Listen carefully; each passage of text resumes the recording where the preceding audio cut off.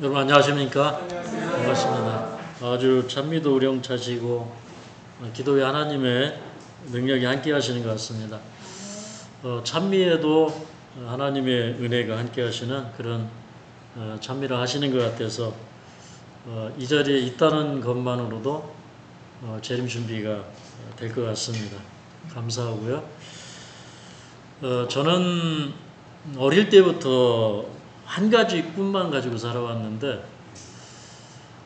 예수님 오실 때까지 복음을 전하는 일만 하고 살자, 그런 꿈을 가지고 살았습니다. 그런데 정말 살다 보니 복음만 전하는 일이 잘 안 돼요. 그래서 제가 2000년도에 하나님 앞에 완전히 헌신하기로 결심을 했습니다. 근데 그때 제가 예수님을 다시 만나야 되겠다는 생각을 하면서 어린 아이가 부모님을 찾는 것처럼 예수님을 찾는 그런 마음으로 살게 되었고, 그리고 이제 말씀을 읽다 보면 그 말씀이 저를 사로잡아서 그 말씀을 여러 시간씩 읽게 되고, 그리고 이제 그 많은 회개와 또 주님 앞에 마음을 드리는 그런 삶을 살기를 시작했습니다. 그러면서 점차 깨달아져가는 한 가지 사실이 있었는데, 그것은 복음은 하나님의 능력이다.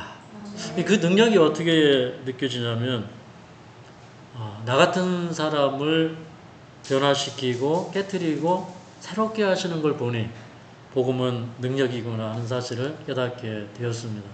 그래서 믿음으로 말미암는 의에 대해서 우리가 연구를 많이 하지만 복음은 능력이 되어서 우리가 믿음으로 예수님의 성품을 갖게 되고 예수님처럼 변화될 수 있다는 것이 체험되면 그게 하나의 능력이 되고, 또 그 능력은 모든 것을 가능하게 하는 능력이 아닌가 그렇게 생각을 합니다.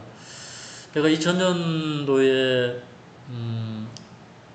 그 마태복음 6장 33절에 너희는 먼저 그의 나라와 그의 의를 구하라. 그리하면 이 모든 것을 너희에게 더하여 주시리라. 그런데 그 말씀을 정말 믿었어요. 그래서 그때 이제 다 놓았습니다. 다 놓고 이제는 하나님 말씀 붙들고 말씀을 전하는 일로 살아야 되겠다 생각을 했습니다. 그리고 이제 책을 읽는 시간 아니면 나가서 집식 방문을 하고 이렇게 시간을 보냈는데, 한 번은 이제 한 집을 방문을 하게 되었는데, 방문을 여는 순간에 사람 썩는 냄새가 확 납니다. 근데 방을 열고 이렇게 들어가서 보니까 한 60대 집사님 한 분이 누워 계시는데 병세가 너무 위중해요. 그래서 다가가서 얘기를 들어보니까 그분이 아주 속삭이듯이 얘기를 하십니다. 어제 목사님이 오셔서 임종 예배를 드리고 가셨습니다. 이분이 암 말기에 도대체 회복할 수 없는 그런 상황에 처해져 있습니다. 그래서 이제 그분을 위해서 기도하고 일어나는데 그분이 제 바짓가랭이를 잡았습니다. 저 좀 살려주세요. 저 깜짝 놀랐어요.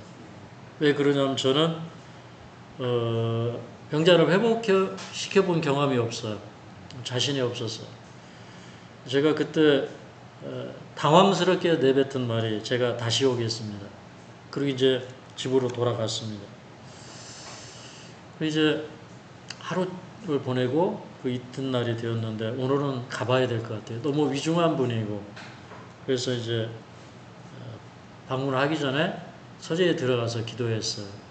하나님, 저를 보내시려거든 저 집사님을 살려주십시오. 저 집사님 살려주시지 않을 거면 저 안 가겠습니다. 이렇게 기도를 하고 있는데 갑자기 주님의 말씀이 떠오릅니다. 빛이 있으라 하심에 빛이 있었고 너는 무에서 세상을 창조한 하나님이다. 그리고 그 안에 생명이 있었나니 이 생명은 사람들의 빛이라. 요한복음 1장 4절의 말씀이 번개처럼 떠오르면서 성령께서 저에게 깨달음을 주시는데, 네가 왜 그 사람을 살리려고 염려하느냐. 내 말이 곧 생명이라. 그러니 너는 염려하지 말고 가서 말씀을 전하기만 해라. 그래서 이제 정말 그 깨달음이 오는데 가슴이 확 뜨거워졌어. 그리고 제가 그 기도를 마치고 일어나는데 정말 다리에 힘이 빠졌습니다. 확신해가지고 그분에게 가서 내가 만난 하나님에 대해서 얘기했습니다. 성경의 하나님이 어떤 분이고 이런 이야기보다는 야곱의 하나님이 야곱의 하나님인 줄 알았더니 나의 하나님이더라. 아브라함이 하나님이 나의 하나님인 줄 아브라함의 하나님인 줄 알았더니 나의 하나님이더라. 요셉의 하나님이 요셉의 하나님이 아니라 나의 하나님이다. 그러면서 그때 이제 제가 성경에서 어떤 대목에서 나는 어떤 은혜를 받았고 어떤 경험이 이루어졌는지 얘기를 해드렸어요. 근데 분명히 이제 며칠 안에 이분은 돌아가실 것처럼 보였습니다.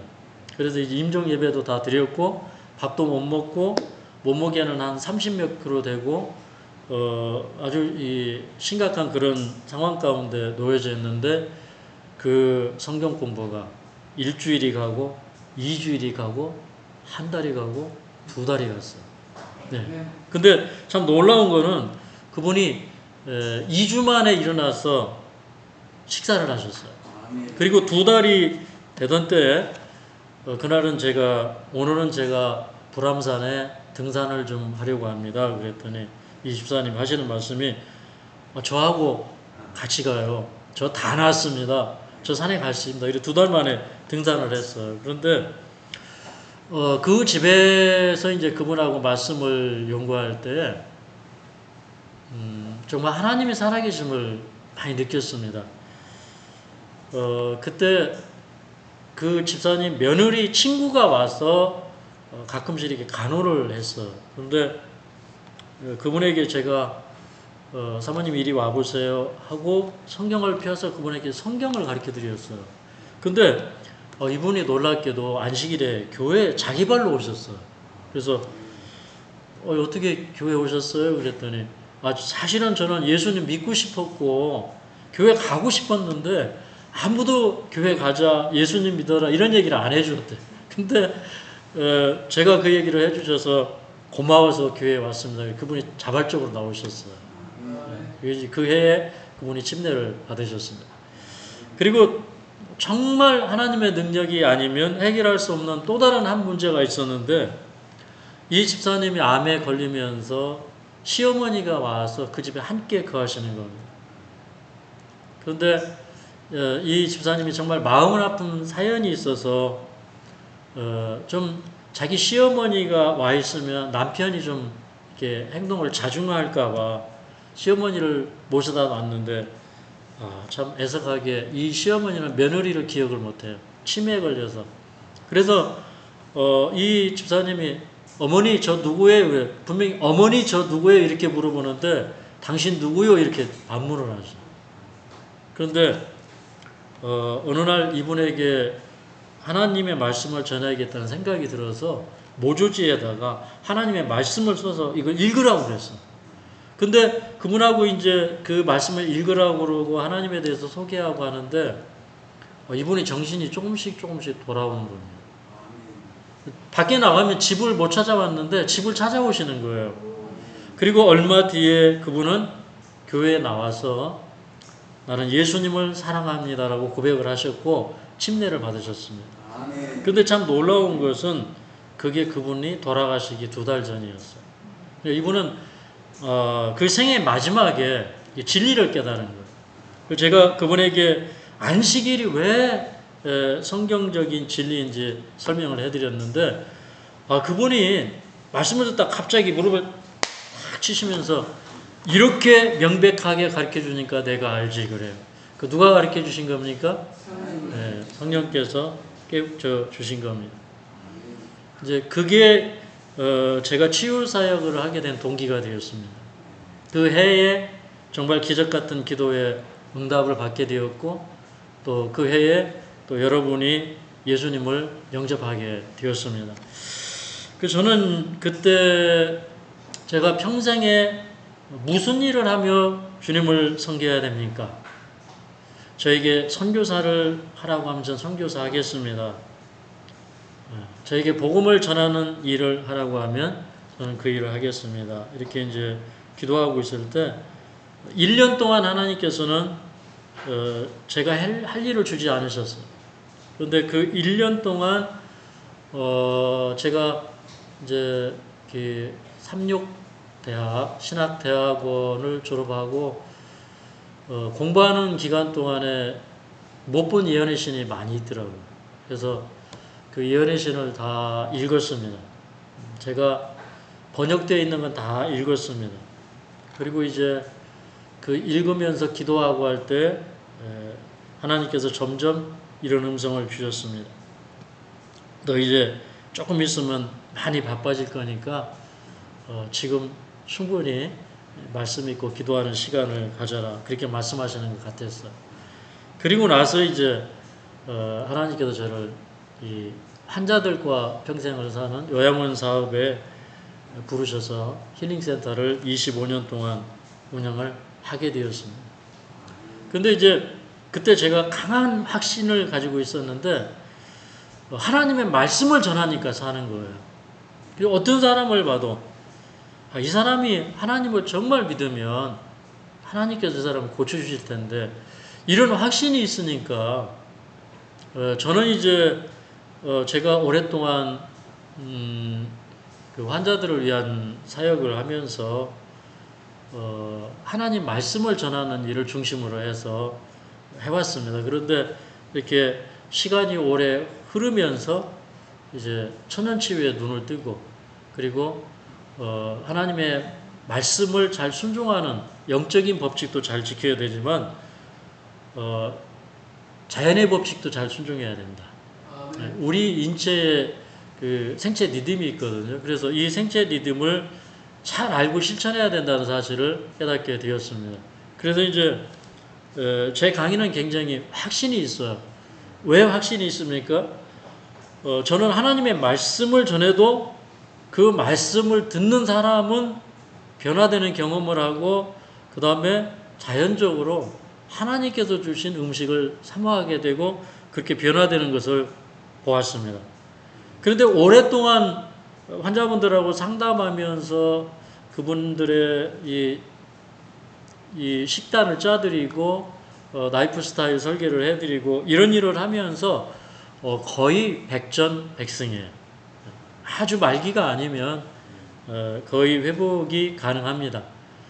말기라고 해도 그 생명을 상당한 연장을 시킬 수도 있고 또 어떤 때는 하나님께서 기적적으로 회복도 시켜주시고 하기 때문에 그때부터 이제 확신을 가지고 하게 되었습니다. 자, 오늘 이제 첫 시간이라서 제가 간증을 좀 했습니다. 지금부터 여러분에게 드리고자 하는 말씀은 10년 젊어지는 식이요법입니다.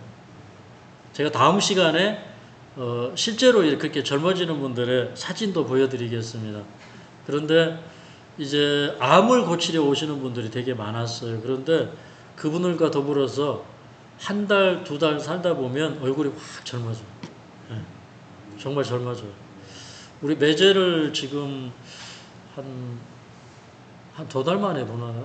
보니까 얼굴이 젊어졌어. 네. 요즘에 이제 우리 그 사위, 방태환이 사위거든요. 네. 우리 그 나음 힐링센터 거기 가서 이렇게 식이요법을 철저하게 하더니 보니까 얼굴이 확 달라지고 많이 젊어졌어. 근데 이게 10년 젊어지는 식이요법이에요. 네. 오늘 제가 이 10년 젊어지는 식이요법의 중심인 생체식의 다이어트, 어떻게 하면 우리 생체 원리에 맞는 다이어트, 이 식이요법을 할 수 있는가를 여러분에게 설명을 드리도록 하겠습니다. 무엇이 생체식의 다이어트인가? 이런 제목입니다. 생체시계를 이제 전문 용어로는 우리는 이제 그 일주기율을 가지고 있거든요. 24시간의 생체시계를 갖고 있어요. 그거를 서카디언 리듬이라고 합니다. 서카디언 리듬을 잘 분해해서 보면 맨 위에 이 그림을 보면 아침 6시부터 콜티솔 호르몬이 많이 분비가 돼요. 근데 이 콜티솔 호르몬은 우리 혈압을 올리고 그 다음에 우리 혈액순환을 빠르게 합니다. 그러면서 산소 공급과 영양 공급을 늘려줘요. 하루에 쓸 영양을 공급해 주기 위해서 이 콜티솔 호르몬이 나와서 우리 몸이 각성 상태가 되면서 우리 몸에 활동할 수 있도록 영양과 에너지를 충분하게 공급해 줄 수 있도록 생체 시계가 작동하는 시간이 아침 6시부터 한 9시 그쯤에 우리가 아침 일어나기 기상하기 한 2시간 전부터 이렇게 이 콜티솔 호르몬이 분비되기 시작을 해서 이제 기상하고 1시간쯤 지나면 밥을 먹을 수 있는 최적의 시간대가 됩니다. 그때가 이제 콜티솔 호르몬이 굉장히 왕성하게 분비가 되는데요. 그래서 하루 중에 아침을 가장 잘 먹어야 되는 시간이 우리 생체 시계를 통해서 보니까 언제예요? 이 콜티솔 호르몬이 많이 분비되는 시간입니다. 그 다음에 이제 오전 시간에는 우리 햇빛을 많이 받으면 이렇게 멜라토닌 호르몬이 저녁에 많이 나와서 숙면을 취할 수 있어요. 그래서 이제 오전에는 그 이광요 햇빛을 쬐는 그런 운동을 하는 게 좋고, 그 다음에 이제 오후 시간이 되면 여기 이 반응 속도가 빨라지고, 그 다음에 코디네이션 능력이 최적화된다는 말이 있죠.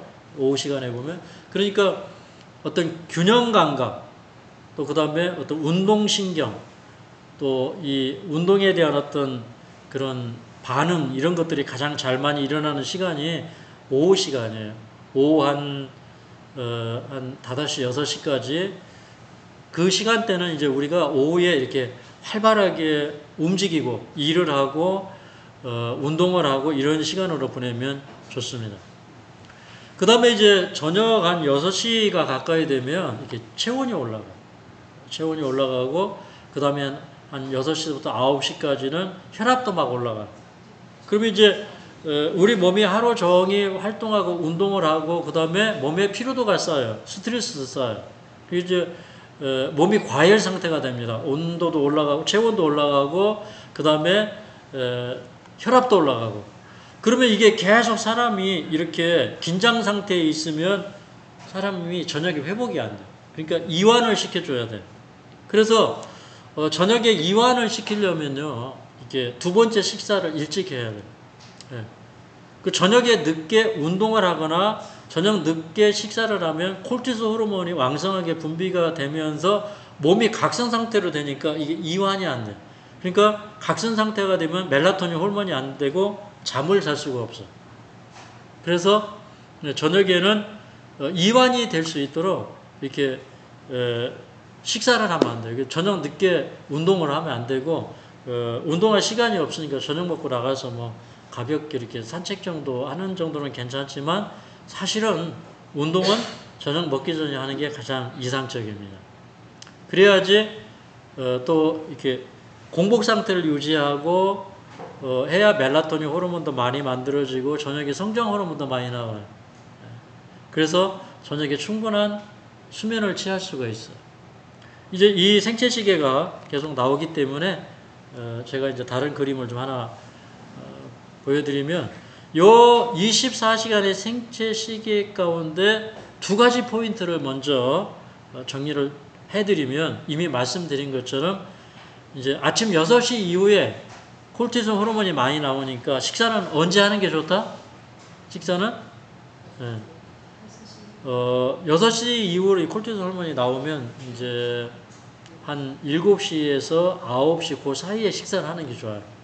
아침 식사를 요 시간에 하는 게 가장 좋아요. 그 다음에 이제 오후 시간대에 가면 몸이 이렇게 과열되는 시간이잖아요. 그래서 이제 한 4시쯤 식사를 마쳐요. 4시에는 식사가 다 끝나야 돼요. 그리고 그 4시 이후에는 수분만 섭취하는 게 좋은데, 그런데 이제 우리가 삼식에 익숙해져 있기 때문에 저녁에 과일을 먹을 수 있어요. 근데 과일을 먹는 건 몸에 스트레스를 그다지 주지 않습니다. 그리고 과일은 소화 호르몬이 없어도 소화 흡수가 돼요. 그 증거로 췌장이 망가지고 췌장 기능이 잘 안 되고 간에서 소화 호르몬이 잘 안 나오는 이런 사람들이 이제 먹을 게 없어도 음식을 못 먹을 때 과일을 먹으면 과일은 흡수가 돼요. 그래서 이제 환자들에게 마지막까지 줄 수 있는 음식이 과일이에요. 그래서 요 두 가지 사실을 여러분이 꼭 잊지 않게 되시기를 바랍니다. 요즘에 이 생체시계 연구를 많이 합니다. 2017년에 우리 몸에는 그 생체시계를 관장하는 유전자가 있다. 그래서 생체시계 분자 구조를 연구한 사람들이 2017년에 미국 사람들인데 노벨 생리의학상을 받았어요. 근데 사실 이 생체시계는 누가 만들어 놓은 거예요? 하나님께서 만들어 놓은 겁니다. 하나님께서 이 생체시계를 만드셨고, 그 다음에 사람에게 음식 먹는 습관, 또 사람 몸에 가장 좋은 음식, 이런 것들을 하나님께서 다 지정해 주셨어요. 그래서 이제 생체시계를 연구해 보니까 이게 생체시계의 원리하고 성경에서 설명하는 게 이게 딱 맞아요. 그럼 제가 얼마나 확신이 있겠어요. 저는 현대의학의 연구를 성경으로 딱 검증을 하는 거예요. 정확하죠? 예. 그래서 이제 요즘에 이제 이 생체시계를 연구해서, 생체시계를 연구하면, 이 생체시계의 원리를 잘 이용하면, 암, 비만, 고혈압, 당뇨, 우울증도 고칠 수가 있고, 반대로 이 생체시계가 망가지면 암도 걸리고 온갖 병에 걸리게 되는 겁니다. 그래서 이 일주기 리듬을 잘 연구해서 치료법을 지금 만들어내고 있어요. 그런데 가장 좋은 치료법은 뭐냐면 요 일주기 리듬, 생체시계에 맞게 생활습관을 갖는 거예요. 이게 뭐냐면 홈 셀프 케어예요. 병원에 아프면 무조건 달려가지 말고 집에서 셀프 케어 할 수 있어요. 맞습니까? 저는 어지간하면 병원 안 갑니다. 제가 어디 다쳐서 병원 간 적은 있지만 병원에 일반 약 타러 간 적은 없어요. 그렇기 때문에 이제 사람들이 이렇게 저는 이렇게 안 좋습니다, 이렇게 안 좋습니다, 이렇게 이제 천연치유 방법을 가르쳐 드려요. 그러면 사람들이 야, 병원 안 가고 이렇게 회복이 되는 게 너무너무 신기합니다, 이렇게 얘기합니다. 하여튼 우리 이제 이 몸에 생체 시계가 있고 그 생체 시계를 작동시키는 유전자가 있는데 그 유전자가 특별한 호르몬들을 분비시키고 또 신호물질을 분비시키고 해가지고 우리 몸을 움직이고 있기 때문에 요 생체 시계에 딱 맞는 식단만 가져도, 생활 습관만 가져도 우리는 아주 건강해질 수가 있습니다. 여러분 다 10년 젊어질 수가 있어요. 우리 노소매 장로님이 저보고 자꾸 옛날보다 젊어지셨다고 그러는데 제가 요즘 젊어지고 있어요. 보는 사람들이 한 10년 전에 본 사람들이 어떻게 10년 전보다 더 젊어졌냐고 그래요. 그럼 저는 한 20년 젊어진 모양입니다. 네, 확실히 젊어지셨다고 말씀하시는데 공통적으로 다 듣고 있어요. 자, 여기 굉장히 이 생체시계를 연구하는 중요한 논문이 있는데 이 논문 제목은 무엇이냐면 함께 읽어보겠습니다. 시작. 산화 스트레스, 면역 및 암 발병이 있어서 일주기 리듬 조절자 PR의 역할. 여기 PR, 이게 펄이라고 하는 이 유전자가 생체 시계를 조절하는 그 유전자인데, 근데 이 유전자가 잘 작동을 해야 되는데 이게 잘 이렇게 작동을 안 해주는 그런 환경이 되면 우리 몸이 산화 스트레스를 받아요. 활성산소가 많이 생기고 우리 세포가 파괴되다 보면 유전자 변형이 오고 암이 오고 또 그 다음에 우리 몸이 이제 이 생체 시계가 잘 정상적으로 작동이 안 되면 면역력이 떨어지고 암에 걸리고 이렇게 되는 겁니다. 그래서 이제 그런 그 연구를 했어요. 그래서 이 논문을 들여다보면 여기에 이제 암 발병의 메커니즘을 설명하고 있는데, 자, 한번 읽어보겠습니다. 놀랍게도 펄스의 이상으로. 자, 다시 한번 읽겠습니다. 시작. 놀랍게도 펄스의 이상으로 인한 일주기 리듬의 조절 장애는 세포 주기, 세포 증식 및 세포 사멸, DNA 손상 복구, 산화 스트레스, 면역 및 염증 반응과 같은 생리적 과정에 상당한 영향을 미칩니다. 게다가 펄스는 암 억제에 연루되어 있으며 유방암, 자궁, 내막암, 신경교증을 포함한 수많은 암에서 발현 수준이 크게 변화합니다. 그러니까 이게 유전자가 이게 변화되는 거예요. 이게 발현 수준이 이게 정상적이지 않고 뭔가 이렇게 이상이 오는 거예요. 그래서 병이 오기 때문에 이 펄스를 망가뜨리는, 그러니까 생체 주기 리듬을 망가뜨리는 생활을 바로잡아야 되는 거예요. 우리 유전자가 설계되어 있는 대로 생활을 안 하고 이 규칙을 자꾸 깨뜨리기 때문에 우리가 수많은 암병에 노출이 되는 거예요. 그래서 오늘은 이제 여러분이 암 예방에 가장 좋은 법을 배우는 겁니다. 이런 펄스 일주기를 조절하는 이 유전자가 우리 생리에 깊은 영향을 미치는데 대표적인 게 무려 10가지예요. 이게 이제 하나하나 이 지금 그림으로 도표로 보여주고 있는 거거든요. 그 중에 대표적인 게 체온, 심박수, 소변 생성, 수축기 혈압, 성장 호르몬, 멜라토닌, 콜티솔, 수면, 각성, 기분 등의 이 일주기 리듬 유전자가, 다시 말해서 생체식의 유전자가 영향을 미쳐요. 여기 있는 10가지가 잘 되면 모든 사람이 건강해질 수가 있습니다. 이 10가지 영향을 미쳐. 이 한 가지 한 가지가 다 중요하잖아요. 요거 한 가지 망가지면 우리 몸이 다 망가져버려요. 자, 그 중에 여기 이건 이제 10가지 중에 맨 마지막에 기분이 있었잖아요.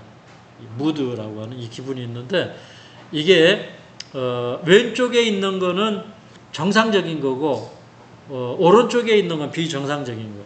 자, 우리가 낮에는 이제 우리 기분이 좀 업되었다가 새벽 2시쯤 되면 이제 이렇게 기분이 다운돼. 그때 우리 조용하게 이렇게 잠을 자야 돼요. 그런데 우리가 이제 기상을 해요. 기상하라고 아침 시간이 되면 우리가 깨어나는 시간에 우리 기분도 이렇게 업되어야 돼요. 그죠? 우리 기분이 좀 좋아져야 돼요. 그런데 어떤 사람은요, 여기 시간을 보면 02시 있죠. 그 다음에 한 칸에 이렇게 한 6, 4, 20, 한 4시간 정도 이렇게 간격을 보면 한 8시, 9시, 10시 이렇게 되면 이제 그때는 사실은 정상적으로 이렇게 이 기분이 업돼야 되는데 여기 보면 이 사람은요 아침 10시, 11시까지 기분이 확 다운되어 있어요. 이게 왜 그러냐면 생체시계가 작동이 늦게 되는 거예요. 이게 기분을 업다운 시키는 이 생체시계가 작동이 늦게 되는 거예요. 그래서 우울증은 다른 게 아니라 생체시계가 고장났더라. 그러니까 아침에 못 일어나요. 아침에 일어나면 의욕이 없어요. 밥맛도 없고 인생 사는 게 재미가 없는 게 왜 그렇다? 이게 기분을 관장하는 생체시계가 고장났기 때문에 그렇다. 그래서 이제 생체시간만 돌려놓으면 우리는 건강해질 수 있어요. 여기 헬스 중앙에 보니까 생체시계를 연구한 사람들의 그 연구 자료를 가지고 6가지 생체시계를 되돌리는 생활습관에 관해서 얘기했어요. 자, 첫 번째가 뭡니까? 매일 아침 같은 시간에 기상하기. 그러니까 저녁에 이렇게 그 수면이 불규칙한 분들도 일단은 그거 고치려면요, 저녁에 그 시간에 자려고 애쓰지 말고 일어나는 시간을 똑같이 해요. 그게 훨씬 더 빠릅니다. 그래서 같은 시간에 시간을 정해놓고 일어나시기 바랍니다. 그 다음에 우리 이제 여기 시상하부에 시신경 교차 상액이라는 곳이 있어요. 근데 거기에 우리 낮을 주관하는 이 생체시계 시스템이 있고 밤을 주관하는 생체시계 시스템이 있어요. 그래서 아침에 일어나가지고 창문을 열고 햇빛을 쳐다봐야 돼요. 그러면 이제 그때 생체시계가 딱 켜져가지고 그때부터 이제 낮을 주관하는 생체시계가 작동이 되는 거예요. 그래서 아침에 일어나면 방 안에 있으면 돼요, 안 돼요? 아침에 일어나면 창문을 열고 밖을 내다보거나 아니면 바깥에 나갔다 오는 게 제일 좋아요. 그렇게 해서 이제 생체시계가 빨리 돌아가도록 해야 되는데 이게 늦어지면은 우울증 걸리는 거예요. 그 다음에 두 번째는 적정량의 일광욕이 오전 시간에 필요하고, 세 번째, 오후에는 바쁜 활동을 해라. 그 다음에 오후에 규칙적인 운동을 하고요. 그 다음에 다섯 번째는 음주, 흡연, 카페인 섭취를 피하기. 여섯 번째는 간접 등요. 그러니까 저녁에 불 켜놓고 자지 말라는 거예요. 제일 좋은 거는요, 저녁에 불 끄고 자는 게 제일 좋고요. 사실 차광막이 있으면 좋아요. 그래서 요즘에는 너무 일찍 햇빛이 이렇게 드리워져요. 그죠? 그래서 이게 차광망이 있으면 좋아요. 그래서 잘 때는 빛을 차단하고 주무시는 게 좋아요. 그리고 저녁에 잠을 못 주시는 분들도 그냥 불 끄고 눈 감고 있으면 피곤이 어느 정도 해소가 됩니다. 근데 여기 6가지를 얘기했는데 제일 중요한 게 빠졌어요. 제가 볼 때. 그래서 이용수 원장이 제일 중요하게 생각하는 건 무엇이냐면 식사 시간과 식사량을 맞춰라. 식사의 타이밍이 중요하다. 그 다음에 언제 음식을 얼만큼 먹을 것이냐, 이거 굉장히 중요합니다. 그래서 좀 제가 이걸 설명을 드릴 거고요. 여기 이제 아침 식사가 꼭 필요하니요. 앞서서 다 말씀을 드렸지만 여기 형광색으로 칠한 부분을 보면 자, 우리 오전 9시 여기 이제 형광색 칠한 부분 여기 왼쪽 위에 먼저 볼게요. 그러면 콜티솔 호르몬이 가장 높은 수치가 오전 9시경이에요. 근데 형광색으로 칠한 부분을 보면 오후 6시쯤 되면 콜티솔 호르몬이 뚝 떨어져요. 근데 콜티솔 호르몬이 뚝 떨어진 다음에 그 다음에 멜라토닌 호르몬이 올라가기 시작해요. 그렇죠? 그래서 이제 요 시간대는 여기 오후 6시 요 시간대는 사실은 밥을 먹어주면 안 좋아요. 왜 그러냐면 이때 밥을 먹으면 멜라토닌 호르몬이 잘 안 나와요. 네. 이때 밥을 먹으면 콜토신 호르몬이 더 많이 나와요. 그러니까 우리 장기에다가 운동하라고 운동을 시켜준 거예요. 우리가 밖에 나가서 운동을 하면 이렇게 콜티솔 호르몬이 더 많이 나와요. 네. 그래서 저녁 운동은 안 좋죠. 자꾸 움직이면 콜티솔 호르몬이 더 나와요. 그러면 저녁에 멜라토닌이 잘 안 나와요. 그래서 이제 늦은 저녁 식사가 안 좋아요. 멜라토닌이 나오는 걸 방해하고 또 성장 호르몬이 나오는 것을 방해하기 때문에 그렇습니다. 여기 이제 요 그림을 자세히 보면 이제 이 그림을 잘 보면 제가 무슨 얘기를 하고 있는지 이해를 하실 거예요. 요 그래프에 보면 성장 호르몬도 하나 추가가 됐어요. 그러니까 이 밤에 잠을 잘 주무셔야 성장 호르몬도 잘 나와요. 멜라토닌 호르몬이 제일 많이 나오는 시간에 성장 호르몬이 제일 많이 나와요. 그래서 옛말이 있어. 애들은 언제 큰다고요? 애들은 잘 때 큰다. 보니까 잘 때 성장 호르몬이 제일 많이 나와요. 그리고 이제 아침이 되면 이제 성장 호르몬, 멜라토닌 호르몬은 이렇게 뚝 떨어지고 콜티솔 호르몬이 쫙 나오는 거예요. 그래서 오전에는 6시에서 9시 사이에 꼭 밥을 먹는 식습관을 갖는 것이 좋다는 말씀을 드립니다. 자, 이제 요즘에 일일 이식이 좋다 해서 이제 일일 이식을 강조하는 분들이 굉장히 많아졌어요. 꽤 유명한 유튜버들이 일일 이식을 강조를 합니다. 근데 일일 이식을 다 찾아보면 이분들이 언제 밥을 굶으라고 그래요? 언제? 아침을 굶고 점심과 저녁을 먹으라고. 그래서 생체 시계를 통해서 오늘 보니까 이거 완전히 잘못된 거죠. 아침을 제일 잘 먹어야 돼요. 그죠? 근데 거꾸로 이걸 가르쳐 주는 거예요. 그 영향을 많이 받은 책이 일일 이식이라는 책인데 이거 일본 사람이 쓴 책입니다. 히가시 시게 요시가 썼어요. 이분은 이제 이렇게 얘기합니다. 아침을 굶고 점심과 저녁 두 끼만 식사해야 한다. 저녁에서 다음날 점심까지 18시간 이상의 간격을 둬서 위장을 쉬게 해줘야 한다. 반은 맞는데 반은 틀려요. 아침을 먹고 점심까지 먹고 저녁을 안 먹는 이식을 하고 18시간을 쉬게 해주면 가장 이상적입니다.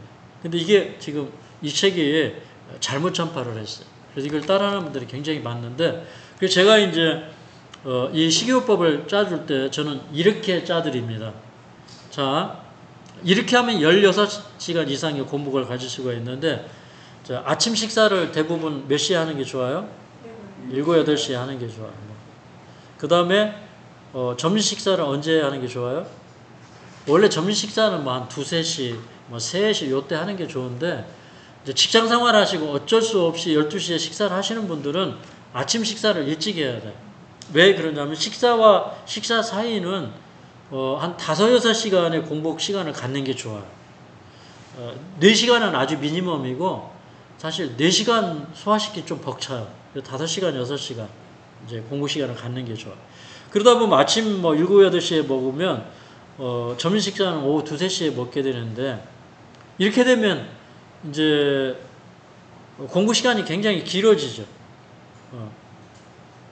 그러면 한 뭐 16시간 이상의 공부 시간이 생기는데 저녁에 배가 고프거든 과일을 드시되 과일은 200g 이하로만 껍질째 드시면 거의 신체 부담을 안 줍니다. 소화기관에 부담을 거의 못 느껴요. 그러니까 굶는 거하고 과일 먹는 거하고 비교해 보면 과일을 먹으면 훨씬 덜 지치면서 배가 안 고파요. 네. 그래서 이제 저도 이 식사를 거의 이런 식으로 합니다. 그래서 요즘에 거의 이식을 하는 날이 많아요. 네.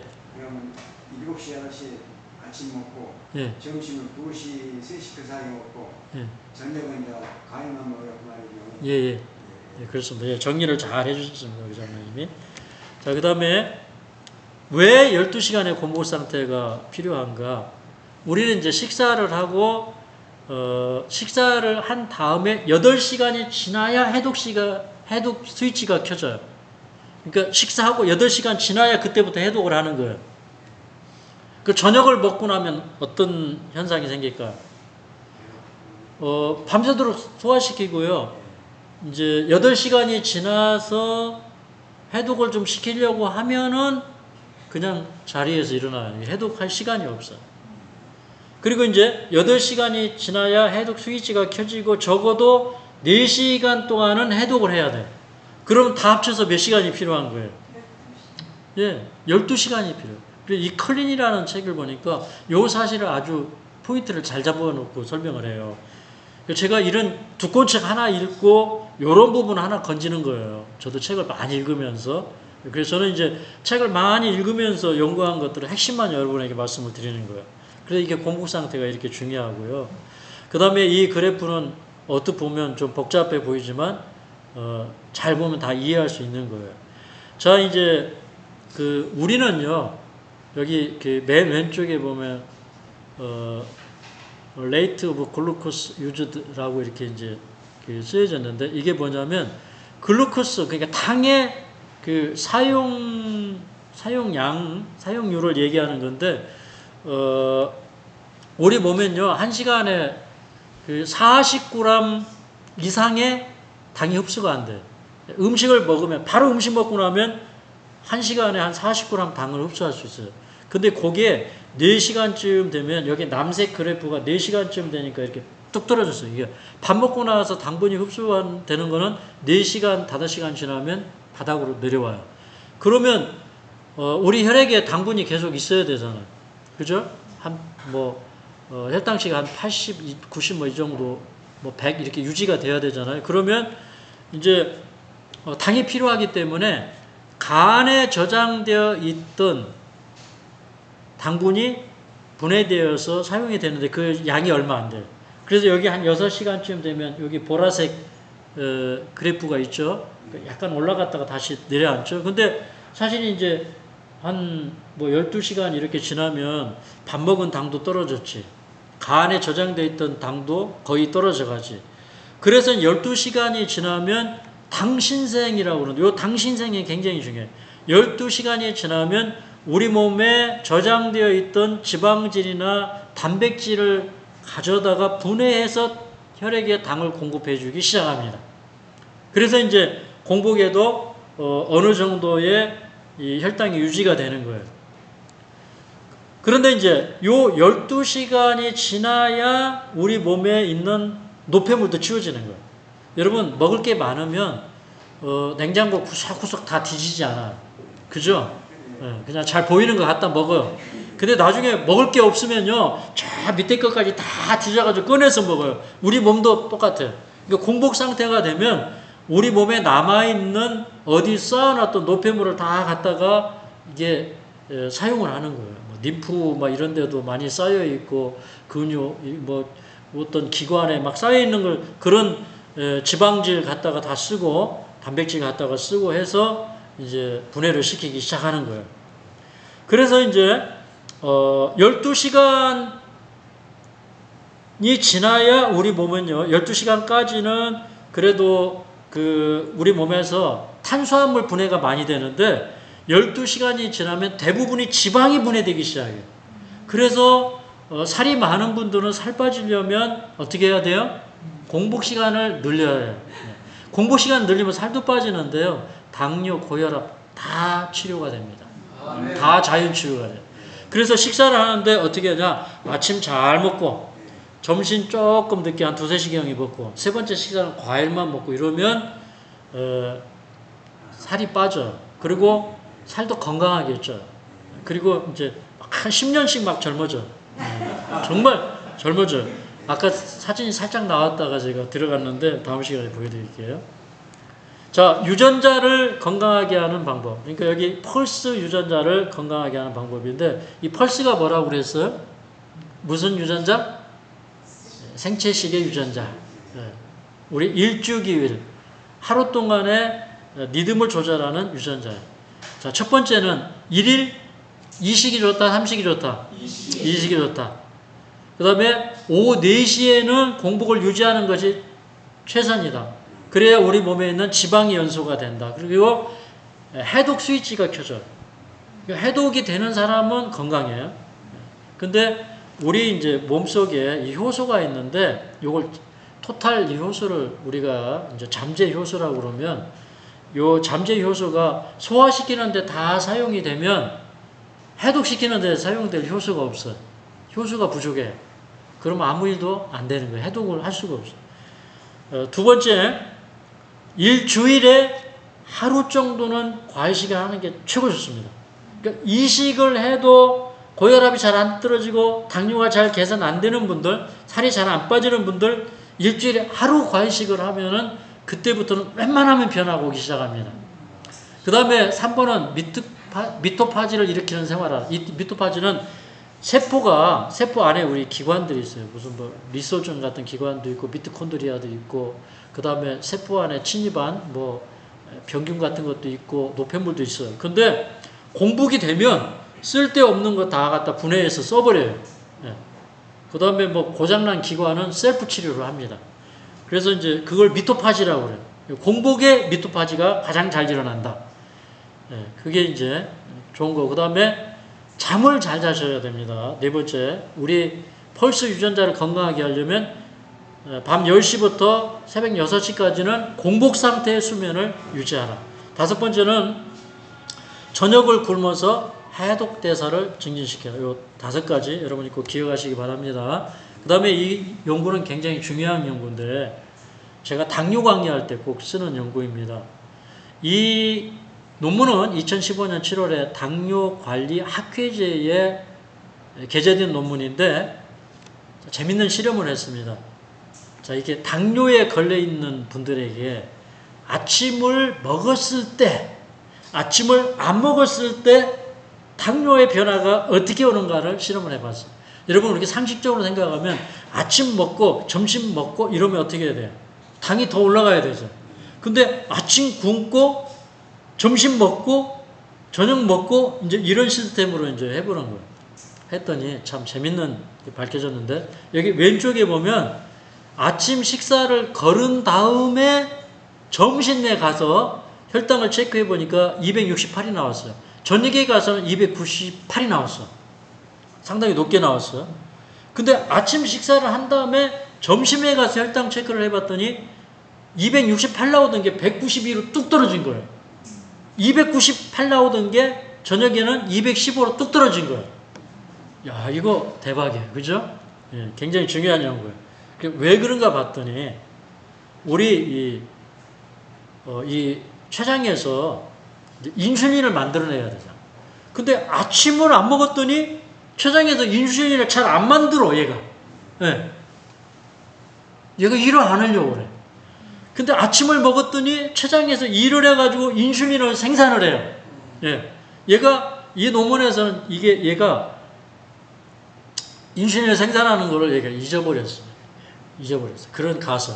그런데 다른 가설에 보니까 연료가 없어서 영양소를 안 갖다 줘서 못 만들었다 이거. 공장에서 인슐린을 만들어내려고 했는데 연료가 없어서 못 만들었다 이거. 어떤 말이 맞는 것 같아요? 저는 두 번째 말이 맞는 것 같아요.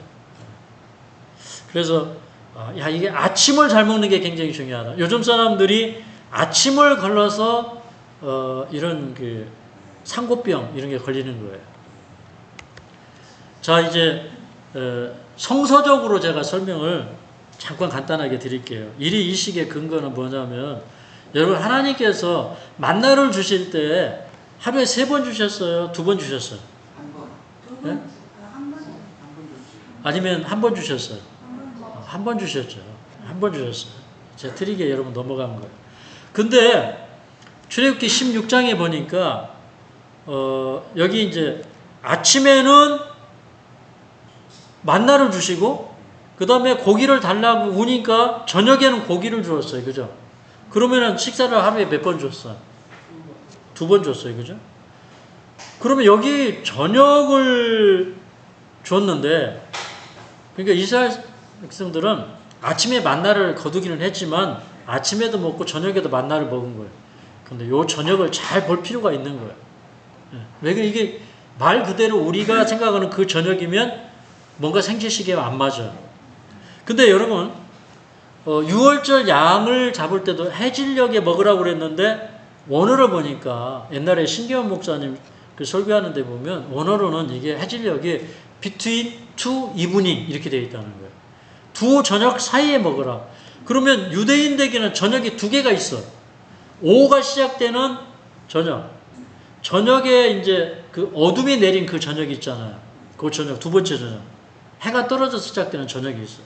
그 중간이 언제냐면 오후 3시쯤 되는 거예요. 12시와 오후 6시 사이, 그 사이가 3시예요. 그때쯤에 2번째 식사를 한 거예요. 그러니까 저녁이지만 사실은 우리로 시간대로 따지면 오후 3시쯤 되는 거예요. 그래서 이제 자, 이 선지자는 뭐라고 하셨냐면 건강개혁자에 보니까 자, 한번 읽어보겠습니다. 시작. 히브리인들의 일반적 식사 습관은 하루에 2끼 먹는 것이었다. 그들이 가장 잘 차려서 먹는 때는 한낮이 좀 지나서 먹는 식사였다. 그러나 이방의 사치스러운 습관이 그 나라에 들어와서 왕과 자녀들은 밤 늦게까지 잔치하는 것에 익숙해져 있었다. 자, 그러니까 원래 구약 4,000년 동안 이스라엘 백성들은 늦은 저녁 식사를 안 했다는 거예요. 그런데 이 로마 시대에 들어와서 이방인들이 특히 그 왕실 문화 있잖아요. 저녁에 이렇게 만찬을 즐기고 하는 이렇게 귀족층들, 이런 사람들이 왕과 왕자들이 늦게까지 만찬을 먹으니까 이걸 사람들이 따라하기 시작했다 이 말이에요. 그래서 우리도 한자에 조석끼니라고 얘기하잖아요. 조석끼니. 그러니까 그러니까 하루에 2번 먹었어요. 근데 원래로 더 거슬러 올라가 보면 이게 이식이 맞는데, 고려시대, 조선시대 다 이식이 맞는데, 그러니까 2번째 식사를 그렇게 늦게 하지 않았어. 이게 원래 인류의 문화라는 겁니다. 이게 창조 때부터 내려온 문화입니다. 오늘 굉장히 중요한 거 배웠지요. 그 다음에 이제 저는 이제 건강으로 하나님의 말씀을 전하는 사람이니까 성경을 연구해야 될 거 아니에요. 그래서 성경을 연구를 해봤어요. 그러니까 하나님께서 엘리야에게 음식을 물어다 주는데, 까마귀를 통해서 물어다 주는데 아침하고 저녁을 주는 거예요. 그리고 이 저녁이 히브리어로 보면 2가지로 쓰이거든요. 그 오를 얘기하는 그 저녁은 에레브예요. 그 다음에 해가 진 다음에 말하는 그 저녁은 라엘레나 라일인데, 여러분 엘리야에게 하나님께서 음식을 갖다 준 저녁 시간은 에레브였어요.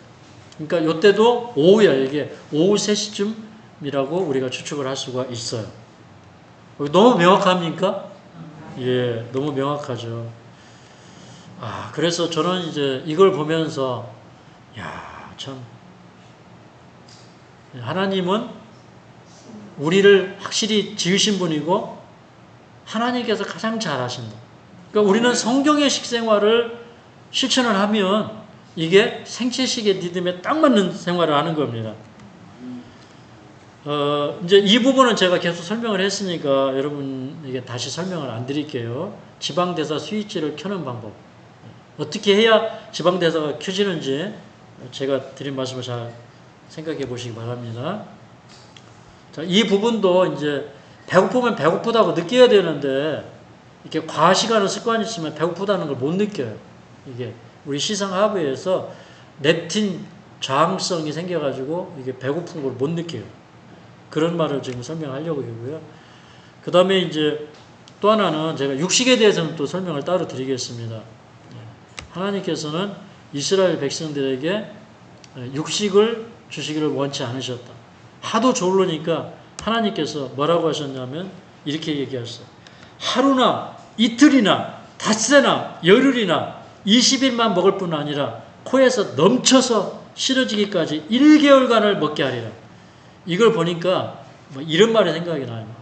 아이가 막 초콜릿 달라고 그러고 사탕 달라고 그러면 부모님이 주긴 주는데 그냥 먹고 죽어 막 이래버려요. 근데 하나님께서 이거 지금 내가 하루도 아니고 이틀도 아니고 닷새도 아니고 열흘도 아니고 20일도 아니고 뭐 이렇게 말씀하시는 이게 뭐예요 이게?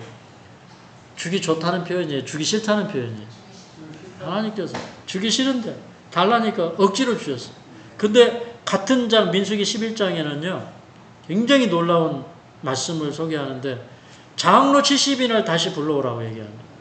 이 장로 70인을 불러 모을 때 이 장로들이 고기 달라고 우는 장로들이었을까요? 아니었을까요? 네? 그때 막 고기 먹다가 고기가 아직도 입 사이에 있을 때 뭐 14,000 막 얼마가 죽었잖아요. 15,000명 가까운 사람들이 죽었어. 그러니까 이 장로들은 고기 먹는 장로들이에요? 안 먹는 장로들이에요? 안 먹는 장로들이잖아요. 그죠? 그러니까 이걸 보니까 그런데 그 장로들에게 성령 임해가 예언을 했어. 야, 이걸 보니까 저는 확실하게 깨달았어요. 마지막에 늦은 비 받는 사람들은 육식하는 사람들일 것이다, 아닐 것이다. 이걸 보니까 아닐 것이다. 그럼 왜 그때는 예언을 하다가 그쳤을까? 우리 요한계시록 10장의 마지막 절은 뭐냐면 다시 예언하여 하리라 그랬잖아요. 그때는 잠시 하다가 그쳤지만 마지막 백성들은 다시 예언할 거잖아요. 그 예언하는 백성들 다니엘처럼요 채식만 하고 이상과 몽조를 깨달아 알고 예언서를 기록한 백성들 그게 마지막 하나님의 백성들이 될 것이다. 저는 그런 확신을 합니다. 몇 건 남았지만 여기서 마치도록 하겠습니다. 감사합니다.